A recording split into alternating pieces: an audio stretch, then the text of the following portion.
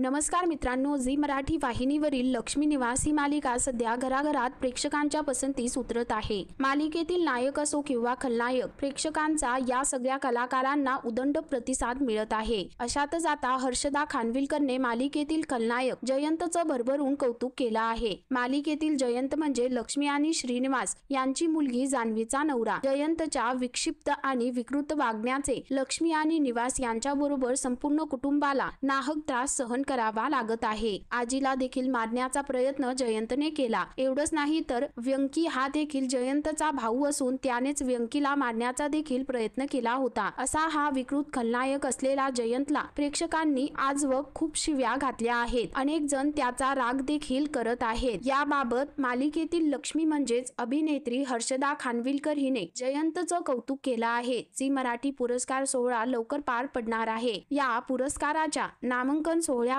कलाकारांनी देखील हजेरी लावली। यावेळी हर्षदा खानविलकरने मालिकेतील जयंत म्हणजेच मेघन जाधवचं भरभरून कौतुक केलं आहे। नकारात्मक भूमिकेच्या अगदी विरुद्ध मेघन आहे। तो खूप जबाबदार मुलगा आणि गुणी अभिनेता आहे। एक माणूस म्हणून तो चांगला मुलगा आहे। अभिनेत्री हर्षदा खानविलकर पुढे असेही म्हणाली की तो त्याच्या आई बाबांचा मुलगा आहे, खूप जबाबदार मुलगा आहे। खऱ्या आयुष्यात तो माणूस खूप चांगला आहे आणि अत्यंत कमाल अशी भूमिका त्याला मिळाली आहे, जी तो लीलया वठवतोय। त्यामुळे लोकांना वाटतंय की तो खऱ्या आयुष्यातही तसाच असेल। मला वाटतं यासाठी आपण सगळ्यांनीच त्याचं कौतुक केलं पाहिजे, असं अभिनेत्री हर्षदा खानविलकर म्हणाली। तर मित्रांनो, तुम्हाला लक्ष्मी निवास मालिकेतील जयंत आवडतो का? कमेंट करून नक्की कळवा।